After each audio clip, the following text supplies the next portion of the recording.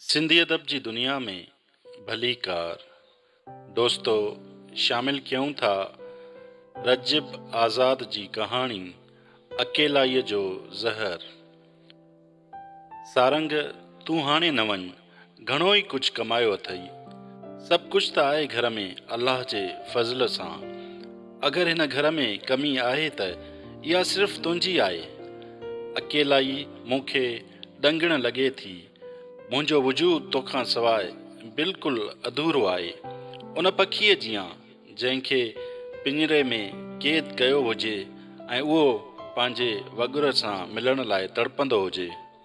मुंहिंजी हालति तोखां पोइ ईअं ई थींदी आहे। ॾिस, मां तोखे मिनथूं थी करियां, तूं हाणे न वञ। असांजी शादीअ खे 5 साल थिया आहिनि ऐं तूं 10 महीना बि मूं वटि न रहियो आहीं। छा तूं मूंखे डेकोरेशन पीस सम्झी घर सजाइण लाइ वठी आयो आहीं? ख़ुदा जे वास्ते तूं हाणे न वञ, हिते ई को हल्को फुल्को कारोबार कर, ख़ुदा कंदो घर आराम सां हलंदो। साजिदा पंहिंजे मुड़ुस सारंग खे मिनथूं कंदे चयो। तूं तंग छो थी करीं? चयुमि त ही आख़िरी भेरो आहे। वीज़ा में बाक़ी 9 महीना रहिया आहिनि। वाइदो आहे पोइ न वेंदुसि।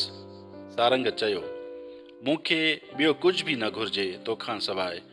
तूं ॾुखियो रहंदे, बुखियो रखंदे त बि बर्दाश्त कंदसि, पर नथी बर्दाश्त करे सघां त तुंहिंजी जुदाई।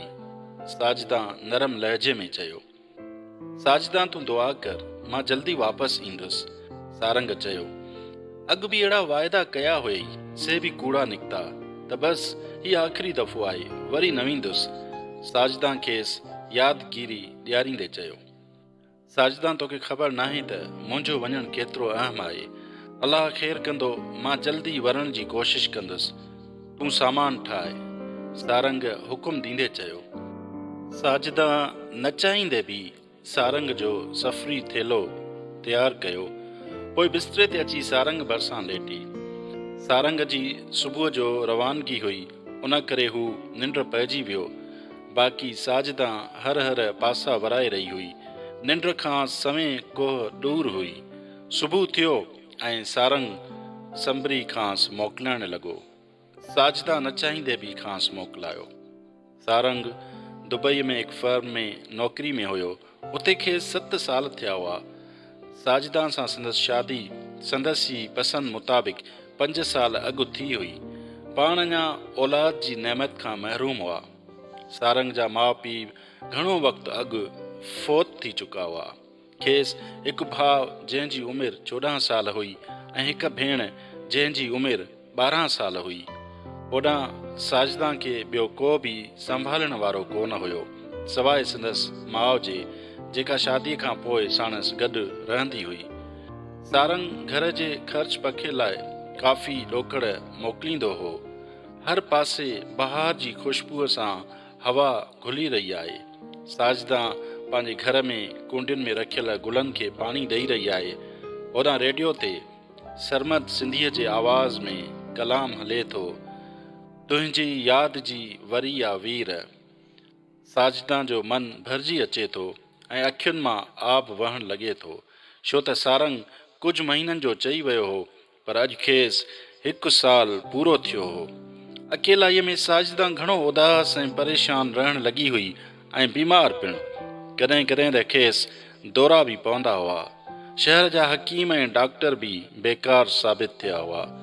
साजिदा जी तबियत पल में तोला पल में माशा वारी हुई। हिकु त औलाद जी हसरत, ॿियो त सारंग जी दूरी वेतर खेसि भोरे रखियो हो।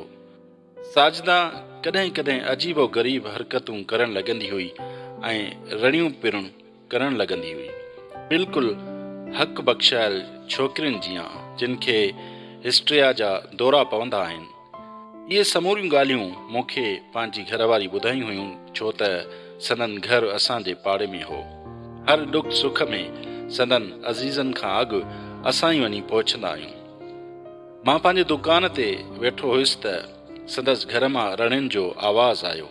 इहे रड़ियूं उभ ॾारींदड़ हुयूं ऐं उन्हनि रड़ियुनि करे पाड़े जा ॿिया बि माण्हू अची दुकान ते गॾु थिया हुआ।